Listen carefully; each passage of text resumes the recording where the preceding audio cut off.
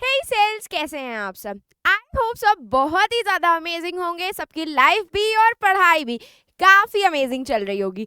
तो आज आपकी खुशबू मैम लेकर के आई हैं आपके लिए फंडामेंटल यूनिट ऑफ का माइंड मैप। तो हाँ, मेरे क्लास 9 के प्यारे बच्चों के लिए हमारा ये सबसे फर्स्ट लेक्चर होने वाला है, that is the fundamental unit of life का माइंड मैप, जिसमें आप पूरा का पूरा चैप्टर वन गो में रिवाइज कर सकते हो। आई नो आप सबका मिड टर्म स्टार्ट होने वाले होंगे, तो this session is the most मतलब सबसे बेस्ट सेशन होने वाला है आपके लिए। आप पूरा चैप्टर रिवाइज कर लोगे तो मेक श्योर जरूर करना कि आप इसको स्टार्ट से लेकर एंड तक जरूर चेकआउट करो, ताकि आपको हर एक चीज अच्छे से रिवाइज हो जाए। तो लेट्स गेट स्टार्टेड बच्चों, बिना टाइम वेस्ट करें। तो बच्चों, एक छोटी सी इंफॉर्मेशन है मेरे पास आप सबके लिए, वो ये है कि ये आपका PW power batch foundation channel का व्हाट्सएप कम्युनिटी है। ये इसका स्कैनर है, आप इसको स्कैन करके व्हाट्सएप कम्युनिटी ज्वाइन कर सकते हो। यहाँ पे आपका हर एक टीचर इंक्लूडिंग मी बहुत सारे अमेजिंग चीजें आपको बताते रहते हैं, important topics related to MCQ and बहुत सारी छोटी इन्फॉर्मेशन हम आपको बताते रहते हैं, जो आपके स्कूल पर्पस के लिए, आपके एग्जाम पर्पस के लिए बहुत इंपॉर्टेंट होने वाली है। तो आप इसको यहाँ से स्कैन करके ज्वाइन कर सकते हो और वहाँ पे हम आपसे अल्टीमेटली कनेक्ट करने वाले हैं। चलो, तो let's get started with the fundamental unit of life, जिसे हम क्या कहते हैं बच्चों? सेल कहते हैं, जिसको मैं आप सबको प्यार से सेल बुलाती हूँ कि आप सब मेरे क्लास के अमेजिंग से छोटे छोटे प्यारे प्यारे सेल्स हैं। उसी तरीके से हमारी बॉडी किससे मिलकर के बनी होती है? मिलियन ट्रिलियंस ऑफ सेल्स से मिलकर के बनी होती है। एंड बॉडी का जितना भी फंक्शन है बच्चों, हमारे बॉडी का स्ट्रक्चर तो वो सेल बना रहे हैं, हमारी बॉडी का बेसिक फंक्शन तो वो सेल परफॉर्म कर रहे हैं। तो इसीलिए हम इसे फंडामेंटल यूनिट ऑफ लाइफ भी बोलते हैं। इसके साथ साथ सेल हमारा basic structural and functional unit होता है। हमारे बॉडी का जितना भी स्ट्रक्चर है, मेरे फेस का स्ट्रक्चर देख लो, मेरे हाथों का स्ट्रक्चर देख लो, मेरी क्लास का स्ट्रक्चर देख लो, मेरे सेल से मिलकर के बनता है। तो इसीलिए सेल को हम लोग basic structural and functional unit of life भी बोलते हैं। अब बात यह आती है कि इस सेल के बारे में हमारे कौन से ऐसे साइंटिस्ट थे जिन्होंने सबसे पहले डिस्कवरी करी थी? तो वो थे हमारे रॉबर्ट हुक जी। ठीक है, उन्होंने 1665 में एक सेल डिस्कवर किया था। बट सबसे अमेजिंग बात ये थी कि वो सेल आपका कैसा था? डेड सेल था। उन्होंने ये सेल कॉर्क में डिस्कवर किया था। एंड आप लोगों ने टिश्यू चैप्टर में पढ़ा हुआ है कि कॉर्क के जो सेल्स होते हैं, they are the dead cells, वो लिविंग सेल्स नहीं होते हैं। उन्होंने अपने खुद के सेल्फ डिजाइंड माइक्रोस्कोप से इन कॉर्क के सेल को डिस्कवर किया था, जो कि डेड थे। आपको एक हनीकॉम लाइक स्ट्रक्चर देखने के लिए मिला था, उनके अंदर कंपार्टमेंट्स देखने के लिए मिले थे। हनीकॉम लाइक स्ट्रक्चर, कंपार्टमेंट्स उनको देखने के लिए मिले थे, जिनका नाम उन्होंने क्या रखा था? सेल्स रखा था। ठीक है, but the thing was that was dead cell. तो बात ये आ जाती है कि मैम लिविंग सेल किसने डिस्कवर किया? तो अब हम लिविंग सेल की बात करेंगे। तो बच्चों, आप ये जो पूरा जो पार्ट है ना, ये एज इट इज अपनी नोटबुक में उतार लेना मस्त। कोई आपको रोक नहीं सकता है इसको अब अच्छे तरीके से रिवाइज करने में, आपको फुल एंड फुल मार्क्स देने में। तो रॉबर्ट हुक ने तो भाई 1665 में डिस्कवरी कर दी, बट वो सेल्फ डिजाइन माइक्रोस्कोप से, बट वो सेल कैसा था? डेड सेल था। तो बात आ जाती है लिविंग सेल किसने डिस्कवर किया? लिविंग सेल डिस्कवर हुआ था बच्चों 1674 में बाय दी ल्यूवैन हॉक जी। उन्होंने फ्री लिविंग ऑर्गेनिजम्स देखे थे। कहाँ में से? पॉन्ड वाटर में से। पॉन्ड वाटर को लिया था और उसका माइक्रोस्कोप में चेक किया था, एंड उसमें उनको फ्री लिविंग सेल्स दिखे थे, छोटे छोटे जो यूनिसेलुलर ऑर्गेनिजम्स थे। उसके बाद धीरे धीरे करके बहुत सारी डिस्कवरीज हुई लेटर ऑन ईयर्स में, जैसे कि आपके ब्राउन मुंडे जी आए, हमारे ब्राउन मुंडे आए, एंड वो थे हमारे रॉबर्ट ब्राउन जी, जिन्होंने सेल के अंदर न्यूक्लियस डिस्कवर किया। एंड ये थे हमारे कौन? ब्राउन मुंडे जी। उनका ईयर था 1831। फिर 1839 में आपके परकिंजे जी आए। इन्होंने कुछ डिस्कवरी नहीं करी, बट उन्होंने एक टर्म के बारे में एक्सप्लेन किया, that is the protoplasm. That is the protoplasm, जो कि आपके सेल के अंदर का सब्सटेंस होता है, फ्लूइड सब्सटेंस होता है। साइटोप्लाज्म प्लस न्यूक्लियस को मिला करके हम प्रोटोप्लाज्म कहते हैं। तो उसके बारे में, उस टर्म की मीनिंग एक्सप्लेन करी थी हमारे परकिंजे जी ने इन द ईयर 1839। फिर आए थे आपके बहुत इंपॉर्टेंट से डिस्कवरी। क्यों? क्योंकि भाई धीरे धीरे करके एडवांसमेंट हो रही थी टेक्नोलॉजीज में भी। तो हमारे शील्डन एंड श्वान जी आए थे। शील्डन जी हमारे बॉटनिस्ट थे जो प्लांट्स की स्टडी करते हैं, एंड श्वान जी हमारे जूलॉजिस्ट थे जो एनिमल्स के ऊपर थोड़ी सी स्टडी करते हैं। तो Schleiden ji and Schwann ji ने मिल करके इन द ईयर 1838 एंड 39 में मिल करके क्या अपनी अपनी डिस्कवरी बताई थी। शील्डन जी ने बताया था कि प्लांट्स जो होते हैं आपके they are composed of cells, and Schwann ji ने भी यही बोला था कि एनिमल्स जो होते हैं they are composed of cells, millions of cells. But उन्होंने एक चीज और बताई थी आपके श्वान जी ने मिल करके, ये कि प्लांट्स जो होते हैं ना आपके, उनके पास एक एक्स्ट्रा सेल की आउटर लेयर होती है जिनका नाम उसने बोला था सेल वॉल। ये चीज प्लांट्स में होती है, एनिमल्स में ये चीज एब्सेंट होती है। तो उन्होंने पूरा कंक्लूजन दिया इस बात पे, जिसका नाम हमने क्या रखा था, सेल थ्योरी रखा था। उन्होंने मिल करके ये बताया, मतलब ये पूरी डिस्कवरी के बाद बताया कि सारे प्लांट्स और एनिमल्स जो होते हैं they are composed of cells. ठीक है। एंड उसके बाद उन्होंने ये बोला कि सेल जो होता है is the basic unit of life. चाहे वो आपका यूनिसेलुलर ऑर्गेनिज्म हो, मल्टीसेलुलर ऑर्गेनिज्म हो, दोनों ही आपके सेल से मिलकर के बने हुए होते हैं। बस प्लांट सेल के अंदर एक एक्स्ट्रा लेयर प्रेजेंट होती है जिसको हम सेल वॉल बोलते हैं। ये एनिमल सेल में एब्सेंट होती है। ठीक है। इसके बाद आपका बहुत सारे साइंटिस्ट थे, उन्होंने थोड़े से क्वेश्चन राइज किए। उन्होंने ये बोला कि आपका जो नया सेल बनता है, आपका जो न्यू सेल बनता है, वो कहाँ से अराइज होता है, मतलब उसके बारे में उन्होंने कोई बेसिस एक्सप्लेन नहीं किया। तब हमारे आए थे रडल्फ वर्चाउ जी इन द ईयर 1855। उन्होंने सेल थ्योरी को थोड़ा सा मॉडिफाई किया। बच्चों जो पॉइंट उन्होंने बताए थे वो गलत नहीं थे, बट वो उनके ओरिजिन को एक्सप्लेन नहीं कर पाए थे कि नए सेल कहाँ से अराइज हो रहे हैं। इसके बारे में हमारे रडल्फ वर्चाउ जी ने बताया था कि हमारे जितने भी सेल्स होते हैं, नए सेल्स जो होते हैं, they all arises from the pre existing sales. मतलब हम कहाँ से अराइज हुए, हमारे बॉडी के अंदर जो जाइगोट बना था सबसे पहला, वो कहाँ से अराइज हुआ, प्री एग्जिस्टिंग सेल से। प्री एग्जिस्टिंग सेल कौन सा होता है, स्पर्म एंड ओवम होता है। तो जितने भी अर्थ पे सेल्स प्रेजेंट हैं, they always arise from the pre existing sales. अब आपके दिमाग में एक क्वेश्चन अराइज होता है हर बच्चे के, तो मैम सबसे पहला सेल कहाँ से अराइज हुआ? तो बेटा इसका क्वेश्चन ना आप जो 12th क्लास में पढ़ोगे इवोल्यूशन चैप्टर, तब आपको मिलेगा, अभी मत पूछना मैम से। ठीक है। तो बेसिकली उन्होंने सेल थ्योरी को अपना ये पॉइंटर ऐड करके कि सारे cells arises from the pre existing cell, हमारी सेल थ्योरी को क्या कर दिया, मॉडिफाई कर दिया। और उन्होंने बताया कि सारे organism are made up of one or more than one cells, मतलब unicellular and multicellular. All the cell arises from the pre existing cells, and cells क्या होते हैं, structural and functional unit of our life होते हैं, क्योंकि हमारे पूरे body का स्ट्रक्चर सेल बनाते हैं। पूरे बॉडी में जो फंक्शन आपस में मिलकर के कर रहे हैं वो भी सेलुलर लेवल पे ही फंक्शन हो रहा होता है, इसीलिए ये लास्ट लाइन एक्सप्लेन की गई। तो अब हम बात करते हैं बच्चों कि हमारे सेल्स कितने टाइप के होते हैं। तो बच्चों अगर हम नंबर ऑफ सेल्स के बेसिस पे डिवाइड करें तो बेसिकली हमारे सेल्स दो टाइप के होते हैं। एक होते हैं यूनिसेलुलर, ऐसे organisms which are composed of only single cells, जैसे कि हमारा amoeba, chlamydomonas, paramecium, bacteria, they all are unicellular. ये देखो डायग्राम बना हुआ है, दे ऑल आर यूनिसेलुलर, एक सिंगल सेल से मिलकर के बने होते हैं। ठीक है। उसके बाद आते हैं मल्टीसेलुलर, जो कि मिलियंस ऑफ सेल से, बहुत सारे सेल से मिलकर के बने हुए होते हैं, जैसे कि हम ह्यूमंस हो गए, डॉग हो गई, काऊ हो गई, कैट हो गई, चिकन हो गया, ट्री हो गया, ये सब क्या हो जाते हैं, आपके मल्टीसेलुलर ऑर्गेनिजम्स हो जाते हैं। ठीक है। तो ये एक क्लासिफिकेशन हो जाता है आपके सेल्स का। एक क्लासिफिकेशन हम करते हैं on the basis of presence of well defined nucleus. Well defined nucleus मतलब बेस्ड ऑफ ओरिजिन एंड उनके सेल के स्ट्रक्चर के बेसिस पे भी हम दो पार्ट्स में सेल को डिवाइड करते हैं। एक होते हैं हमारे प्रोकैरियोटिक सेल्स और एक होते हैं हमारे यूकैरियोटिक सेल्स। मीनिंग समझना, प्रो का मतलब होता है बच्चों प्रिमिटिव एंड कैरियन का मतलब होता है न्यूक्लियस, मतलब ऐसे सेल ऐसे ऑर्गेनिजम्स जो प्रिमिटिव हैं, बहुत ही प्राइमरी थे एंड उनका न्यूक्लियस भी जो था वो एकदम प्राइमरी सा था, वेल डिफाइंड नहीं था, उनको हम क्या कहते हैं, प्रोकैरियोटिक सेल्स बोलते हैं, प्रिमिटिव होते हैं and incomplete form of cells होते हैं, क्योंकि इनके अंदर आपको बहुत सारे सेल ऑर्गेनल्स जो मेम्ब्रेन बाउंड होते हैं वो देखने के लिए नहीं मिलेंगे। नेक्स्ट आ जाते हैं बच्चों हम यूकैरियोटिक सेल पे। यू का मतलब ट्रू, मतलब ये ट्रू न्यूक्लियस पजेस करते हैं। ट्रू न्यूक्लियस का मतलब होता है प्रॉपर न्यूक्लियर मेम्ब्रेन होगी, न्यूक्लियोलस होगा, जेनेटिक मटेरियल सराउंडेड होगा न्यूक्लियर मेम्ब्रेन से, तो इनको हम कहते हैं ट्रू न्यूक्लियस। ये आपके एडवांस्ड फॉर्म ऑफ सेल्स होते हैं। लेट मी टेल यू बच्चों, जो मैं आपको अभी ये डिफरेंस एक्सप्लेन करने वाली हूँ प्रोकैरियोटिक एंड यूकैरियोटिक का, इट्स एक्सट्रीमली इंपॉर्टेंट, जरूर पूछा जाएगा एग्जाम में।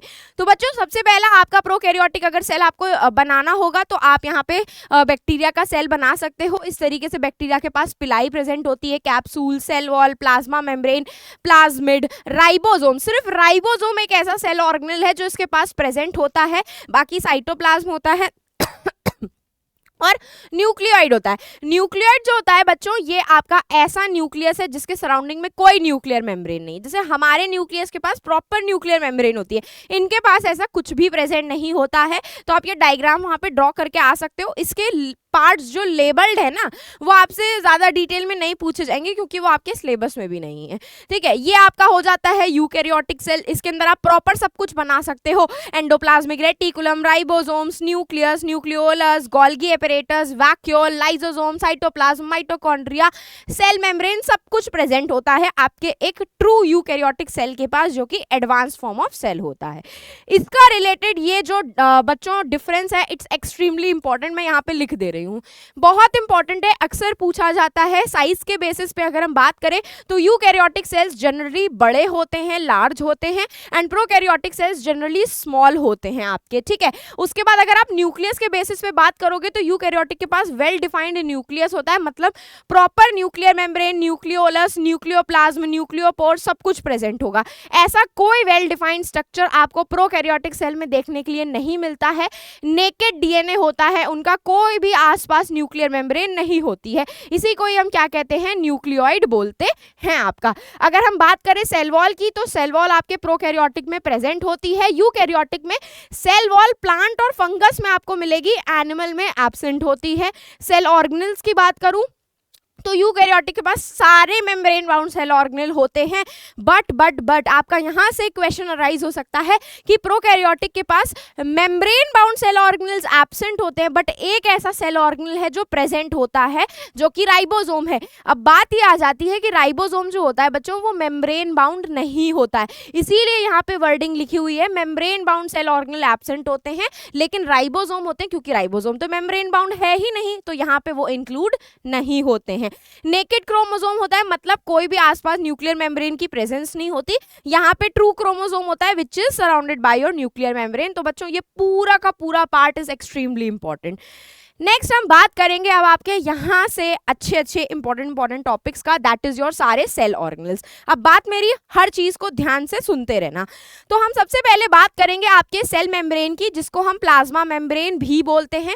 प्लाज्मा मेम्ब्रेन जो होता है बच्चों, it is made up of by layer of lipid, दो लिपिड के लेयर से, देखो एक ऊपर की लिपिड लेयर, एक नीचे की lipid layer, fluid matrix made up of by layer of lipid and proteins. Lipid का मॉलिक्यूल जो होता है बच्चों, वो एम्फीपैथिक होता है। एम्फीपैथिक का मतलब होता है कि उसके पास वाटर लविंग हेड भी है। ये जो आपका इस तरीके से हेड है ना, this is water loving, this is water loving head, and नीचे वाली जो टेल आपको दिखती है, this tail is water hatred, मतलब इसको पानी बिल्कुल पसंद नहीं होता, ये हाइड्रोफोबिक होती है, डरती है। हेड कैसा होता है, हाइड्रोफिलिक होता है, बाहर के साइड पे होता है, एंड टेल जो होती है वो हाइड्रोफोबिक होती है, जो अंदर के साइड पे प्रेजेंट होती है। इसका काम क्या होता है, ये सेमी परमिएबल, सिलेक्टिवली परमिएबल होती है।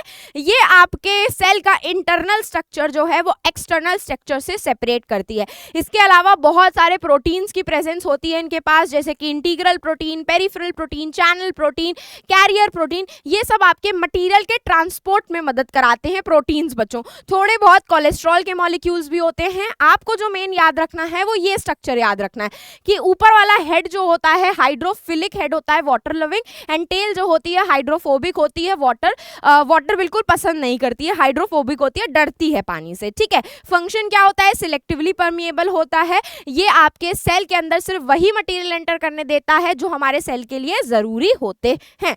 इससे रिलेटेड आपको ट्रांसपोर्ट ऑफ सब्सटेंसेस पढ़ने के लिए मिलेंगे, that is osmosis and diffusion. दोनों के बीच में मेजर डिफरेंस बच्चों ध्यान से सुनना, डिफ्यूजन जो होता है वो भी high concentration to low concentration होता है, बट यहाँ पे कोई सेमी परमिएबल मेम्ब्रेन की रिक्वायरमेंट नहीं होती है, there is no requirement of semi permeable membrane in the case of diffusion. But osmosis तब तक नहीं होगा जब तक सेमी परमिएबल मेम्ब्रेन की प्रेजेंस नहीं होगी। यहाँ पे हम ऑस्मोसिस मेजरली सिर्फ और सिर्फ पानी के लिए पढ़ते हैं। डिफ्यूजन जो होता है तीनों स्टेट ऑफ मैटर में होता है बच्चों, बट डिफ्यूजन हम मेनली गैसेस में पढ़ते हैं। यहाँ पे कोई सेमी परमिएबल मेम्ब्रेन की रिक्वायरमेंट नहीं होती है, यहाँ पे होती है, इट इज मैंडेटरी, ठीक है। नेक्स्ट हम बात करते हैं इसी से रिलेटेड मोस्ट इंपॉर्टेंट टॉपिक की, that is types of solution. This is extremely important, इससे आपका एक केस बेस्ड क्वेश्चन या फिर एक 4 मार्क्स का या फिर एक 5 मार्क्स का क्वेश्चन डेफिनेटली बन सकता है, ठीक है। तो सबसे पहला आ जाता है बच्चों आइसोटोनिक सोल्यूशन, जहां पे जितना पानी आपके बाहर सेल के प्रेजेंट है उतना ही पानी सेल के अंदर प्रेजेंट होता है। तो no net movement of molecule, अगर 2 मॉलिक्यूल सेल के बाहर जा रहे हैं तो 2 मॉलिक्यूल सेल के अंदर एंटर करेंगे, सेल का शेप जो होता है एज इट इज रहता है, उसमें कोई चेंज नहीं आता। जबकि हाइपोटोनिक सोल्यूशन की बात करूं तो हाइपो का मतलब याद रखना हिप्पो, यहाँ पे सेल क्या होगा, एंडोऑस्मोसिस, मतलब बाहर से पानी सेल के अंदर एंटर करेगा, जिसकी वजह से सेल क्या हो जाता है, फूल जाता है, स्वेल हो जाता है। मीडियम जो होता है आसपास में, वहां पे हाइयर पानी की कंसंट्रेशन होती है, सेल के अंदर पानी की कंसंट्रेशन कम होती है।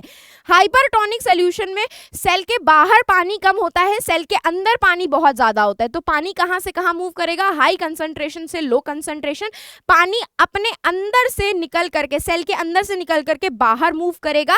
एंड लॉस ऑफ वाटर, एक्सोऑस्मोसिस की वजह से जो आपका सेल हो जाता है वो सूख करके एकदम श्रिंक हो जाता है। इसका एक बार मैं डायग्राम दिखा देती हूं आपको, ये देखो यहाँ पे ये आइसोटोनिक सॉल्यूशन है, जितना पानी अंदर आ रहा है उतना ही पानी आपका बाहर भी जा रहा है।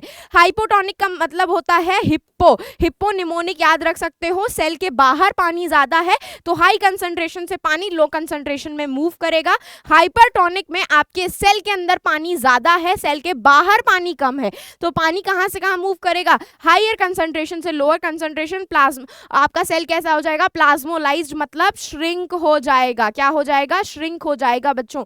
इसी से रिलेटेड एक टर्म बहुत इंपॉर्टेंट है, that is your plasmolysis, that is your plasmolysis. बच्चों प्लाज्मोलिसिस आपको सिर्फ और सिर्फ प्लांट सेल में देखने के लिए मिलती है।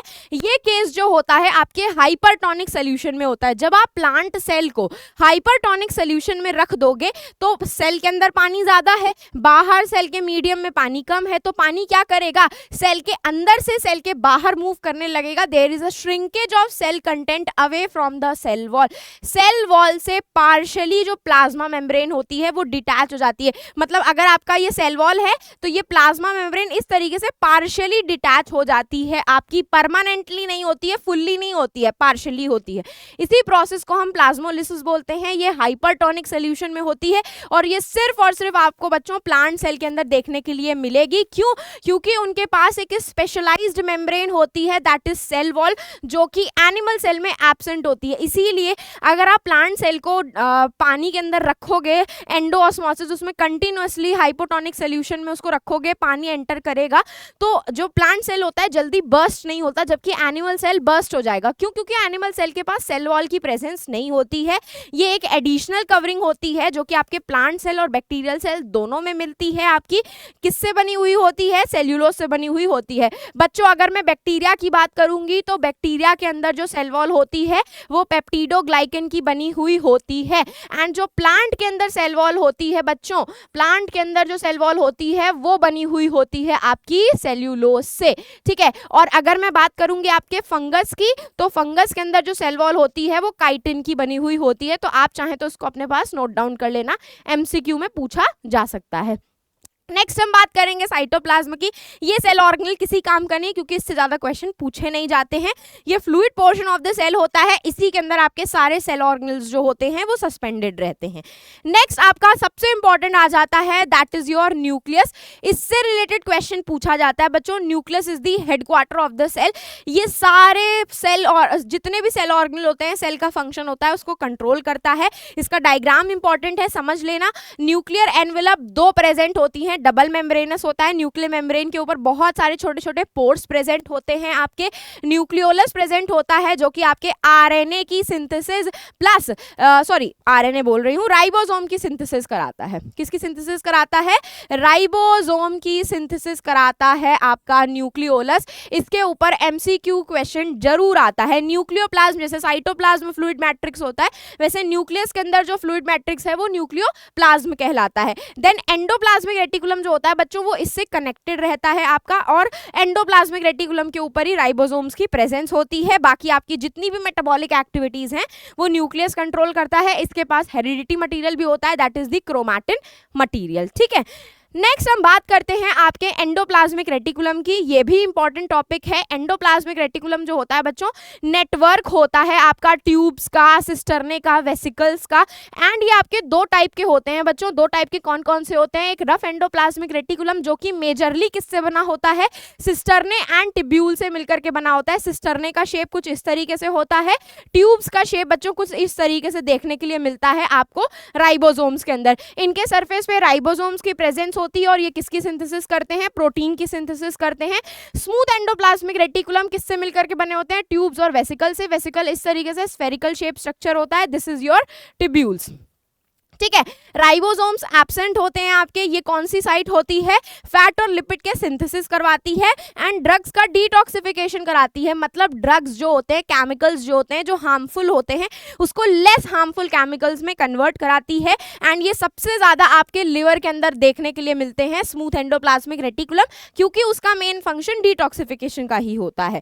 नेक्स्ट हम बात करेंगे आपके गोल्गी एपरेटस की। तो गोल्गी एपरेटस जो होता है बच्चों, वो भी आपके इसी तरीके से सिस्टर्ने से मिलकर के बना होता है। ऊपर वाले फेस को हम सिस फेस बोलते हैं। यहां से आपका प्रोटीन जो होता है, जो आपके रफ एंडोप्लाज्मिक रेटिकुलम में बना था, वो एंटर करता है। एंड फिर इस पूरे ल्यूमन वगैरह सिस्टर्ने से होते हुए उसको क्या किया जाता है? मॉडिफाई किया जाता है, उसकी पैकेजिंग की जाती है। एंड इवन आपके जो प्रोटीन्स हैं उनकी सॉर्टिंग, उनको अलग अलग किया जाता है। फिर आपका ये लास्ट वाला फेज बच्चों ट्रांसफेज होता है।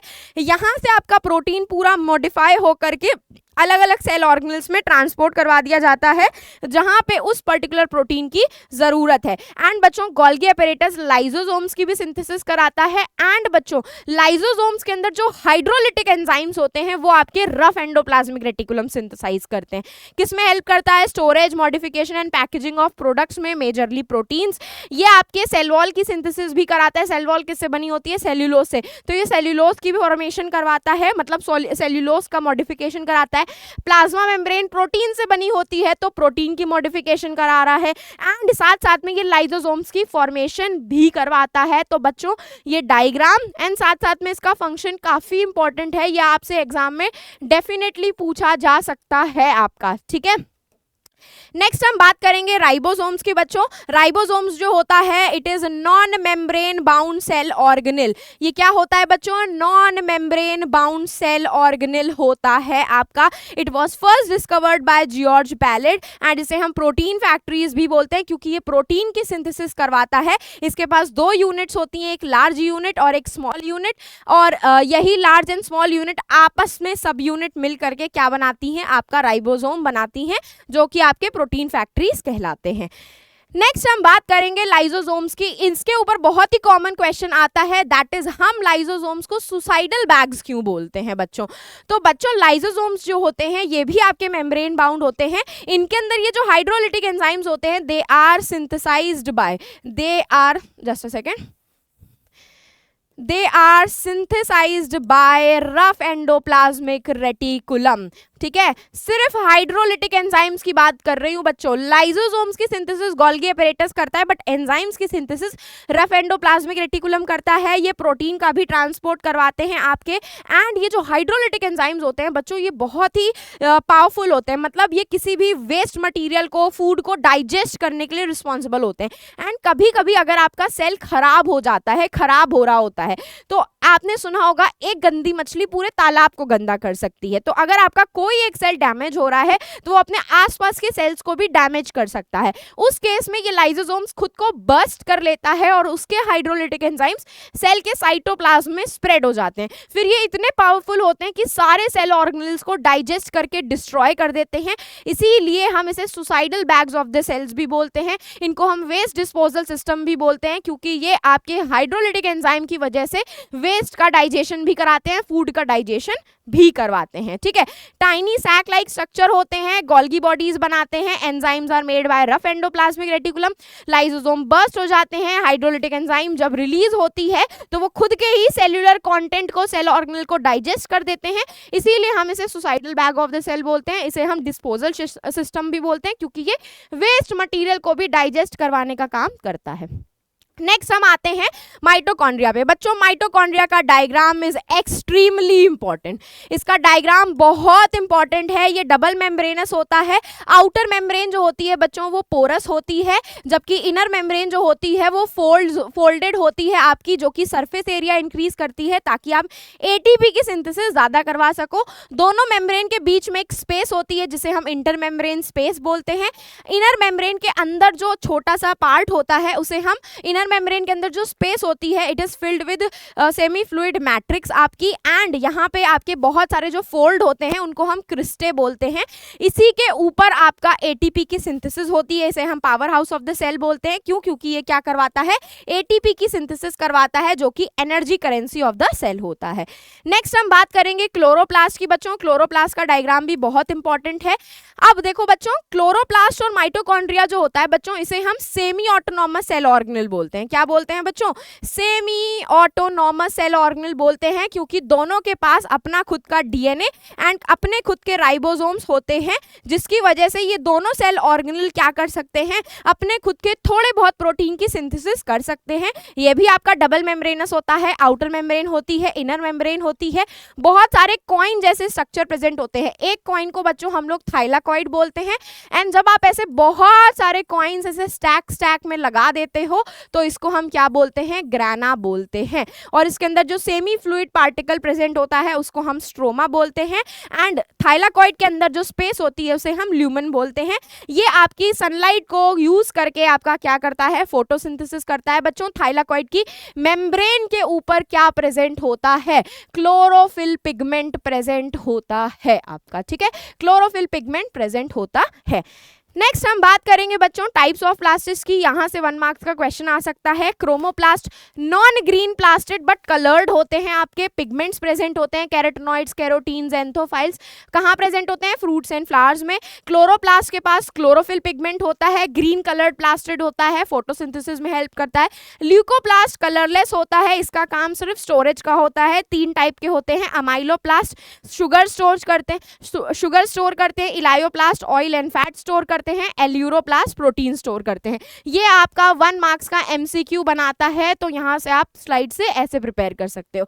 नेक्स्ट हम आते हैं वैक्यूल्स के ऊपर। बच्चों, वैक्यूल्स जो होते हैं प्लांट में बहुत ही लार्ज साइज के होते हैं और उनकी जो मेम्ब्रेन होती है, वैक्यूल की जो मेम्ब्रेन होती है उसे हम टोनोप्लास्ट बोलते हैं। ये आपको मेजरली प्लांट सेल के अंदर बहुत ही बिग साइज के एक दिखता है, लेकिन बहुत बड़ा दिखता है। पानी को स्टोर करना एंड सेल को टर्जिड बनाना, वेस्ट मटेरियल स्टोर करना, ये सब आपके वैक्यूल का काम होता है। प्लांट को रिजिड रखता है, फूला हुआ रखता है। एनिमल के अंदर छोटे छोटे वैक्यूल्स होते हैं एंड ये भी स्टोरेज का काम करते हैं। न्यूट्रिएंट को स्टोर करना, पानी को स्टोर करना, वेस्ट को स्टोर करना। डिफरेंस ये होता है कि प्लांट के अंदर एक होता है, एनिमल के अंदर बहुत सारे होते हैं जो स्कैटर्ड रहते हैं। नेक्स्ट आ जाते हैं हम बच्चों माइटोसिस एंड मियोसिस के ऊपर। ये इंपॉर्टेंट है बच्चों, इसके ऊपर एक लॉन्ग आंसर आ सकता है आपका, ठीक है, इसके ऊपर एक लॉन्ग आंसर आ सकता है, तो ध्यान से सुनना। माइटोसिस जो होता है बच्चों वो आपके सोमैटिक सेल्स में होता है। कहाँ पे होता है? सोमैटिक सेल्स में होता है। सोमैटिक सेल्स का मतलब होता है बच्चों ऐसे बॉडी के सेल्स जो गैमीट नहीं बनाते, मतलब स्पर्म एंड ओवम की सिंथेसिस नहीं करते, वहां पे होती है माइटोसिस। वहां पे पेरेंट सेल जो होता है वो 2 डॉटर सेल्स बनाता है। यहाँ पे आपका जो 46 क्रोमोसोम्स का नंबर होता है वो एज इट इज सेम रहता है। आपका क्या रहता है? सेम रहता है आपके पेरेंट सेल में भी एंड डॉटर सेल्स में भी। जबकि मियोसिस जो होता है बच्चों वो आपके जर्म सेल्स में परफॉर्म किया जाता है। आपका किस में परफॉर्म किया जाता है? गैमीट्स, जर्म सेल्स बनाने में परफॉर्म किया जाता है गैमीट्स, स्पर्म एंड ओवम की सिंथेसिस में। पेरेंट सेल डुप्लीकेट होता है एंड 4 डॉटर सेल्स बनाता है। पेरेंट सेल के पास जहां 46 क्रोमोसोम्स होते हैं, जबकि आपके डॉटर सेल्स के पास कितने क्रोमोसोम्स होते हैं? सिर्फ 23 क्रोमोसोम्स रहते हैं। ईच डॉटर सेल के अंदर 23 क्रोमोसोम्स होते हैं। इसका मैंने डिफरेंस लिख दिया है आपका। माइटोसिस क्या होता है? सोमैटिक सेल्स में होता है, जो जर्म सेल्स आपके मतलब गैमीट्स की फॉर्मेशन नहीं करते हैं, ठीक है। ये क्या करता है? ये आपके हैप्लॉइड एंड डिप्लॉइड सेल्स दोनों में होता है। हैप्लॉइड सेल्स का मतलब जिनके पास सिर्फ 23 क्रोमोसोम्स हैं, ये प्लांट्स में देखे जाते हैं, एंड डिप्लॉइड सेल्स का मतलब जिनके पास 46 क्रोमोसोम्स होते हैं। ऐसे दोनों तरीके के सेल्स के अंदर माइटोसिस देखी जाती है। हैप्लॉइड, यहाँ पे प्लांट्स के बारे में बात हो रही है, जब आप आगे जाकर के पढ़ोगे तो प्लांट्स में ऐसे कुछ बहुत हैप्लॉइड सेल्स भी होते हैं, मतलब जिनके पास सिर्फ 23 क्रोमोसोम्स होते हैं, उनके अंदर भी माइटोसिस देखी जाती है आपकी। बाकी ये 2 डॉटर सेल्स बनाते हैं। यहाँ पे क्रोमोसोम का नंबर सेम रहता है। माइटोसिस का मेन फंक्शन क्या है? किसी सेल को रिपेयर कराना या किसी सेल को रैपिड डिवीजन करवाना उसका, ठीक है, या फिर उसकी क्या करवाना? ग्रोथ करवाना। तो ये सब चीजें हमें माइटोसिस में देखने के लिए मिलती हैं। मियोसिस जो होता है वो सिर्फ और सिर्फ स्पर्म एंड ओवम की सिंथेसिस करवाने के लिए होता है बच्चों, ठीक है। स्पर्म एंड ओवम की सिंथेसिस कराने के लिए होता है। ये रिप्रोडक्टिव सेल्स में होता है, that is testis and ovaries में। डिप्लॉइड सेल्स के अंदर देखा जाता है, टेस्टिस एंड ओवरीज के पास 46 क्रोमोसोम्स होते हैं एंड 4 डॉटर सेल्स बनाते हैं आपके, जो कि हैप्लॉइड होते हैं। हैप्लॉइड का मतलब उनके पास सिर्फ 23 क्रोमोसोम्स बच जाते हैं, और इनका काम क्या होता है? स्पर्म एंड ओवम की सिंथेसिस कराना। क्रोमोसोम का नंबर जो होता है वो डॉटर सेल में आधा हो जाता है। 46 का आधा कितना होता है? 23 तो होता है। तो पेरेंट सेल के पास 46 क्रोमोसोम होते हैं, लेकिन इनसे जो डॉटर सेल्स बनते हैं उनके पास सिर्फ और सिर्फ 23 क्रोमोसोम्स ही बच जाते हैं, ठीक है। दैट्स इट बच्चों। आई होप आप लोगों को ये बहुत अच्छे से समझ में आ गया होगा। तो बस जाते जाते सेशन को लाइक कर दीजिएगा, चैनल को सब्सक्राइब करना बिल्कुल भी मत भूलिएगा। अब हम फिर मिलेंगे चलते चलते ऐसे ही नेक्स्ट अमेजिंग सेशन में। तो बाय बच्चों एंड टेक केयर।